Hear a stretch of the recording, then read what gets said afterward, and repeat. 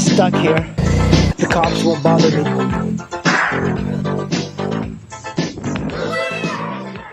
So one of my videos went viral, and it's a video on the top 5 most unreliable motorcycles, and I've been getting a lot of hate. But one of the things I got from the video, from the comments, other than people calling me an idiot, is that there's actually like 7 motorcycles on that list, and the people that are complaining, guess what? They're BMW owners. That's right, they don't really care about the bikes on the list that are further down than BMW. They're always complaining about BMW, and it kind of got me thinking. And Consumer Reports data does state the same. BMWs are some of the most unreliable bikes because they do fail often, and it's pretty common. You know, BMW owners just don't want to admit it because they think that all Japanese bikes are unreliable too. But from the data that I got that was really interesting is that BMWs are the most unreliable, but yet they have the most loyal following because the owners, they're satisfied with their bikes. So that would explain the hate that I got from the video, because a lot of these owners, they have so much more money to spend that these problems that BMWs have, they just kind of like take it in the chin. I mean, it's kind of beautiful in a way that they are very easily deceived by marketing. I always admired BMW's marketing machine, and until I got one, I thought, okay, maybe these are bikes that are very reliable, because that's all you hear about. It's like how reliable these bikes are. And then you get one and you go, oh, this is a turd.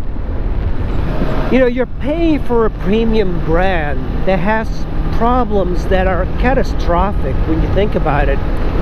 Just the fact that the shaft drive fails on these bikes over and over should tell you something. And if you don't believe me, just type into YouTube BMW shaft drive failure. Now look up something similar with a Suzuki V-Strom. Well, oh, you can't find any catastrophic failures for the V-Strom. You know why? Because there's very few.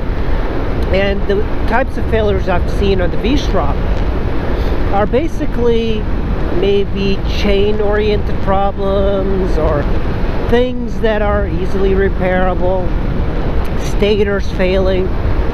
But I cannot justify paying $17,000, $18,000 for a BMW that will fail. These things do fail often. There's problems with their electronics, there's problems with their suspension. There have been people that have been hurt because the front end of the BMWs collapsed. I mean, it's insane. And people still are brand loyal to this. But I find it fascinating that BMW owners are so upset at these videos that I made, telling people that they're not as reliable as everybody likes to think they are. And a lot of it has to do with BMW paying a lot for marketing. They're geniuses when it comes to branding and marketing. But their bikes don't work. Their bikes have been always problematic. They're these type of bikes that only rich white men get. Rich old white men that have a lot more money. It's the type of thing that I see it over and over. It's like these BMW owners want to tell people that they have arrived, so they think that getting a BMW bike is the way you're going to tell your wealth to other people. But in reality, I think motorcycle riders kind of like laugh at BMW owners. And by the way, BMW GS, it's a great bike when it's working properly. But to me, the most important part of riding is the adventure. It's the ability of getting to a location and not being stranded. It's the ability of not having my chef drive take a shit on me. That's right. I mean, who the hell puts up with a chef drive failure from BMW and then afterwards goes and buys another one? And these guys, they go, oh, you know, all bikes need maintenance. All bikes have problems. Yes, but BMW has them at a higher frequency. They have real big problems like the shaft drive failing. And then, of course, because all the parts are expensive, you're going to be spending a lot of money to fix it. And all other bikes, SD1300s, FJRs, just their shaft drives don't break. I don't know if you realize that. They just don't. I have never heard of one breaking. Have you? But on BMWs, it's constant. I mean, there's many accounts of riders having their shaft drives break. Why is that? I think BMW riders, they kind of like surround themselves with other BMW riders, because a lot of it is like just a weekend toy, and the GS is more like, oh, I want to tell people that I'm adventurous, so I'm going to get a GS because it looks butch and big, and I'm a big, strong, old white guy, and I'm a dentist. That's pretty much what BMW is. It's like an old white man's bike.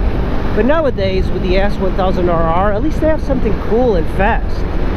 Even though it's just as unreliable, they're having a lot of engine and electrical problems. But I just love the sentiment that BMW owners get really insulted for a guy to be critical of their bikes and not realize that not everybody likes your bike as much as you. So, and the thing is, a lot of these guys see me riding a Ninja 250 and then they go, oh, this guy is a beginner, he doesn't know how to ride. And that's the sentiment that I don't like about BMW owners. I used to think that their bikes were just shit, but it turns out a lot of BMW owners are shit. And normally I never talk crap about riders themselves, but BMW owners are in a little cult of their own. They are seriously kind of like Apple fanboys. They're completely blind, they drank from the punch, and they think that everybody has to like their bikes. I had a 1994 R1100 RS, and then I bought a 2008 GS. And, they were decent bikes. I think I liked them because everybody told me that they were great. But that was never the case. And the thing is, they're so much harder to work on. The only thing that was easy on the GS and the RS was the valve adjustments. But everything else was very difficult. And it's like the throttle sync. It was just, I just couldn't get it to run right. And because of, at this point I had the RS, I had to look up parts for it, and everything was so expensive. When you're coming from a Japanese bike onto an old BMW like a RS or GS, the parts are so unbelievably expensive that you'd be getting higher quality, but all those parts just keep breaking. It is unbelievable that BMW guys, they're just so unwilling to listen and realize that not everybody likes their bike. I mean, look, I went from that experience of owning a RS to going like, oh, okay, I'll buy a GS because people say it's good. It wasn't good. It had issues. It just didn't ride properly. It made weird noises. It drank oil. It really burned oil, and on these groups they told me it was perfectly normal. If a bike is burning oil, it's not normal. Okay, that is a weird fault. It's just so ridiculous that BMW guys are just so insane. But look, if you're happy with your BMW, just ride your BMW. To me, the most important thing is not the bike that you ride, but how you ride it and where you ride it.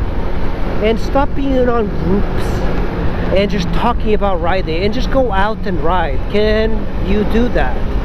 That's the more important thing, is the riding. A lot of people go, oh, yeah, but wouldn't you buy a BMW like the new GSs? First of all, I have researched bikes. I research bikes all the time, but in a way, like, I don't want to deal with the possibility of these problems arising. And yeah, you can say that BMW's got this really nice worldwide network, but to me, Honda, Suzuki, Kawasaki, they have a much wider network. And to me, a Japanese bike just works. You know, it's that type of bike that you get on and it's just, you don't have to ask it if it's going to work today. No, the bike just works really well. It doesn't require a lot of things. And if you're a rider that just likes to ride, why wouldn't you pick a Japanese bike? You know, the thing I hear too from BMW guys is that Japanese bikes have no soul. And the way I look at that is that I think, does it have no soul really? Or are you so boring that you need a motorcycle to have a soul because you're a big snore fest? I think it's the opposite. I think people really are boring and they need something exciting to liven up their lives. I'm gonna pull up. This guy's... Oh, it's okay. That guy was actually letting me through. So it's really not the type of bike that you guys ride or brand. It's the attitude that these BMW guys have that I cannot stand. It's as if they need to be in a love-in conference with BMW owners all the time. Like, I just can't stand that elitist attitude that these guys have. And, you know, quite frankly, I wouldn't buy a BMW because I find them to be kind of stylistic, unattractive. And their motors are antiquated. And it's unreliable. Those are facts. I mean, the last one is facts. Being unreliable and just expensive to maintain, that's a fact. The stylistic thing, I guess a lot of people might think that perhaps it looks okay. I think BMWs look terrible. They've always been just ugly bikes, but that's just my personal choice. But guys, if you have a BMW, don't get bent out of shape if somebody says they don't like your BMW. Trust me, you can say anything about any of my bikes. You can say I have bad taste. You can say that it looks like dog shit. You can say it's slow. You can say that it's the ugliest rear end. You can say that my dark side tire, it's stupid. I don't care. I don't care. It doesn't really matter. You know why? Because riding for me is a single activity. It's like a single serving activity for me. It doesn't really matter what other people think. But why is it important for BMW riders to tell other people that they have such a great machine? The ultimate driving machine? That's just a bunch of marketing, guys. Can't you, like, don't you realize that BMW is really good at marketing? They are excellent at marketing. That's why that long way around used BMWs and not KTMs, because they realized that it was a good marketing opportunity. BMW is good that way. That is why BMW makes money. They sell you the bike, they sell you the image. They don't make a good bike. And get this, from a marketing standpoint, if the bikes were actually cheap or inexpensive, like a Yamaha or CBR, and if they broke down less, owners would actually not like it. If a BMW GS only costs $8,000, which is what they should really be priced, the owners would not buy it. Like the same type of people would not buy it, because the type of owner that buys BMWs, they're the type of guys that want to tell people that they paid $20,000 for a motorcycle. I used to work for this Porsche place. It's the same type of people that buy Porsches. If Porsche, but I actually like Porsche, even though they're very expensive. But it's the same type of people. If the Porsche was $5,000, they would not buy them. It's a mentality. It's a marketing sales mentality that if they were to price it lower, that the same people that have money would not want it because it's a status symbol. Well, squids, that's my little rambling on BMWs for today. If you guys want to watch the video that started all of this hype, just type in top 5 most unreliable motorcycles or something like that, and you'll see it. So I think it's kind of interesting in my part, but you be the judge. Alright guys, thanks for watching. I will see you in the next video. Bye. Well, squids, thanks for riding with me. Make sure you hit that subscribe button and that like button. You know, I think what happens with the like and the subscribe is that the algorithm from Google favors people that do that. Even if you hit the dislike twice, it still favors. So do it.